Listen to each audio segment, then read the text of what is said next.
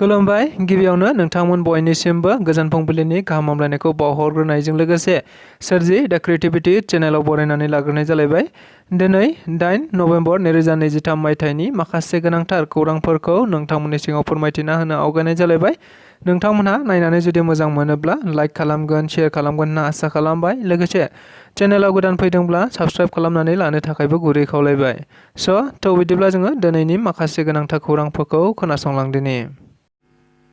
बिटिआरनि हाग्रा बिफाननि मावफुं सोद्रोमा रनजित बसुमतारीनि मोनसे गोख्रों बिबुंसार। थारैनो बिथाङा हाग्रामा महिलारि बिबोनां मुनमुन ब्रह्म बिथांमोनखौ दंफां सिखाव होननानै बुंथिनानै होनायखौ नुनो मोननाय जादों।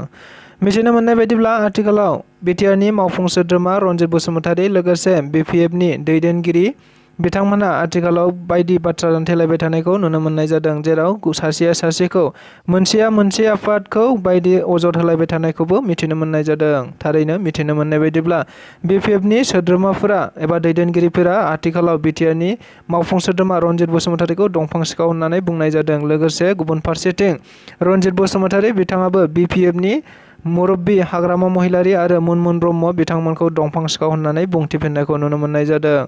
मानोना आथिखालाव चिरां जिल्लाया रनजित बसुमतारीनि सायाव नांथाबनानै दङ, बेनिखायनो आथिखालाव बिथांमोना चिरांखौ सेनो थांखिजों रनजित बसुमतारीखौ बायदि खैसार साबाय थानायखौ नुनो मोननाय जादों होनना बिथाङा बुंथिनानै होदों। नाथाय बिथांमोनहा जेसेबांखि नाजाया मानो नाथाय बिथांमोनहा माब्लाबाबो देरहानो हानाय नङा होननानै बुंथिनानै होबावदों। लोगोसे बिथाङा आथिखालाव मुनमुन ब्रह्म आरो हाग्रामा महिलारि बिथांमोनखौ दंफां सिखाव होननानैबो बुंथिनानै होनायखौ नुनो मोननाय जादों। बिटिसिनि कन्ट्रेक्टर आफादनि गाहाय नेहाथारि बिक्रम दैमारि बिथाङा खौरां बिजोंनि गेजेरजों मोनसे बाथ्रा बुंथिनायखौ नुनो मोननाय जादों, जेराव बिटिआरआव आथिखालाव प्रमद बर' दैदेननाय बिटिआर सरकाराव गासिबो कन्ट्रेक्टरनि खामानिफोरखौ बायजोनिफ्रायसो लाबोनाय जायो होनना अजद होनाय जादों, जेराव सासे मानसिनिनो गोबांथार कन्ट्रेक्टफोर होनानै बिथांमोनहा कारापसन खालामगासिनो दं होननानैबो बुंथिनाय जायो। मिथिनो मोननाय बायदिब्ला आथिखालाव बिटिआरनि गाहाय मावफुं सोद्रोमा प्रमद बर' बिथाङा गुबुन समाव बायदि बाथ्रा बुंबाय थानायखौ नुनो मोननाय जादोंमोन, जेराव हाग्रामानि समाव हाग्रामाया आथिखालाव बिटिसिनि गासै रांखान्थिफोरखौ गुबुन समाव बायदि जेराव नाङा बेयाव जेरै गोसो एरैनो बाहायबोनायखौ नुनो मोननाय जादोंमोन। नाथाय बे बाथ्राखौ थोंजों बुंथिनानै बिटिआरनि कन्ट्रेक्टर आफादनि गाहाय नेहाथारि बिक्रम दैमारि बिथाङा खौरांगिरिफोरनि गेजेरजों बुंथिनानै होनाय बायदिब्ला थारैनो प्रमद बर'आबो कारापसन खालामदों, मानोना बिथाङा आथिखालाव गुबुन समाव खोथा बुंबोनाय बायदि मोनसेबो खोथाखौ लाखिनाय जायाखै। बेजों प्रमद बर'हा मा सोमोन्दो दङ होननानै बुंथिनानै होदों। लोगोसे बिथाङा बुंथिनानै होबावदों दि आथिखालाव बिटिआरआव गासिबो कन्ट्रेक्टनि खामानिफोरखौ बिटिआरनि बायजोनि मानसिफोरासो मोनगासिनो दङ। सासे मानसिनोनो गोबांथार सानथ्र'हायै कन्ट्रेक्ट होनाय जादों, लोगोसे खौटि रांफोरखौ बिथांमोना लुथिगासिनो दं होननानैबो बुंथिनानै होनायखौ नुनो मोननाय जादों। बेजों लोगोसेनो बिथाङा आरो बुंथिबावदों दि बेबायदि कन्ट्रेक्टखौ जोंनि बिटिआरनि एबसुनि बारग' दैदेनगिरिफोर लोगोसे एनडिएफबिनि बारग' दैदेनगिरिफोरनो होनो हायोमोन, नाथायबा आथिखालाव प्रमद बर' दैदेननाय बिटिआर सरकारा कन्ट्रेक्टफोरनि खामानिखौ गासैबो बिटिआरनि बायजोनि मानसिफोरनोसो होगासिनो दं होननानैबो अजद होनायखौ नुनो मोननाय जादों। तामुलपुराव इउपिपिएल राजखान्थि हान्जानि मोनसे मावफारिया मावसुमा जथुम एबा मोनसे लिडारशिप कनक्लेव हाबाफारि लानायखौ नुनो मोननाय जादों। मख'नो गोनांदि आथिखालाव इउपिपिएल राजखान्थि दोलोआ बिटिआर सरकारखौ दैदेनबाय थादों, जायखौ नोजोर बोनानै बिथांमोना गावसिनि राजखान्थि दोलोफोरखौ राफोद खालामनांगौनि थांखिजों गुबुन समाव गुबुन बायदि हाबाफारि लानानै खुंबोबाय थानायखौ नुनो मोननाय जादों। नंगौ, बेबायदिनो मैयाबो आरोबाव इउपिपिएल राजखान्थि दोलोआ फैबाय थानाय समफोराव आरो गावसिनि राजखान्थि दोलोफोरखौ राफोदनिफ्राय राफोद खालामसिननांगौनि थांखिखौ नोजोर बोनानै बिथांमोनहा गावसिनि गेजेराव माखासे दैदेनगिरिफोरखौ लानानै मोनसे लिडारशिप कनक्लेव हाबाफारि लानायखौ नुनो मोननाय जादों।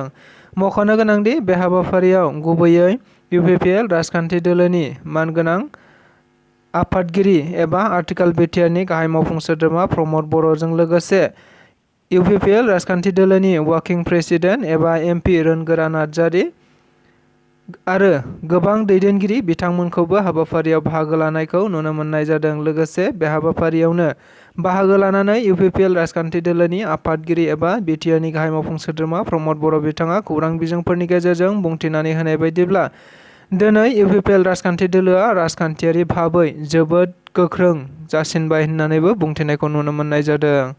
लोगोसे थारैनो मिथिनो मोनबावनाय बायदिब्ला बे हाबाफारिजों लोब्बा लाखिनानैनो गुबुन गुबुन राजखान्थि दोलोफोरनि माखासे मावसुमा सोद्रोमा बिथांमोनहाबो इउपिपिएल दोलोआव मैया जयनिं जाफैदों होनना मिथिनो मोननाय जादों। बिपिएफनि असमिया सेलनि मानगोनां गाहाय नेहाथारि शरद पाठकआ मैया इउपिपिएल दोलोआव जयनिं जाबाय।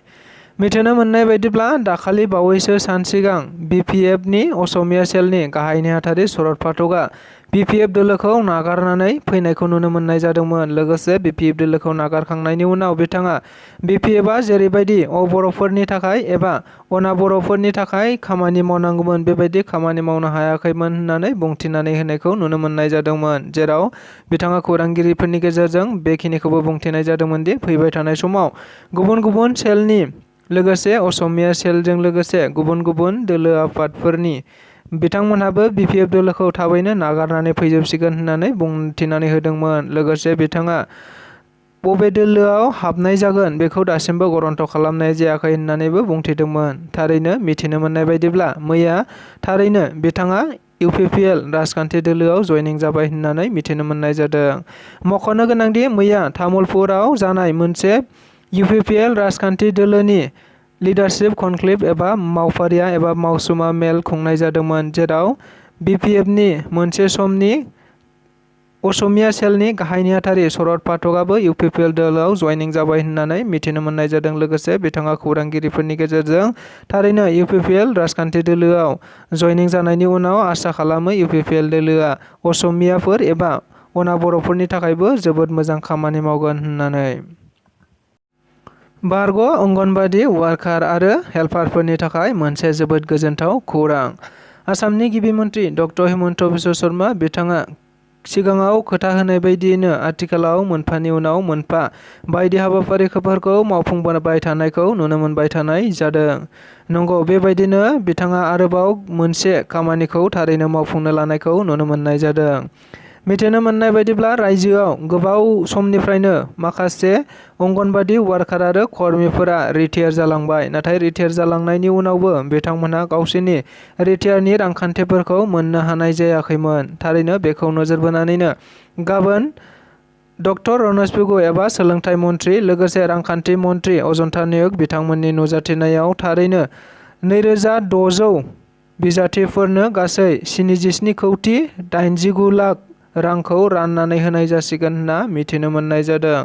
मख'नो गोनांदि बे बाथ्राखौ गुबैयै आसामनि सोलोंथाइ मन्त्रि डक्टर रनज पेगु बिथाङा समाजारि बिजोंनि गेजेरजों गावनि बाथ्राखौ बुंथिनानै होनायखौ नुनो मोननाय जादों।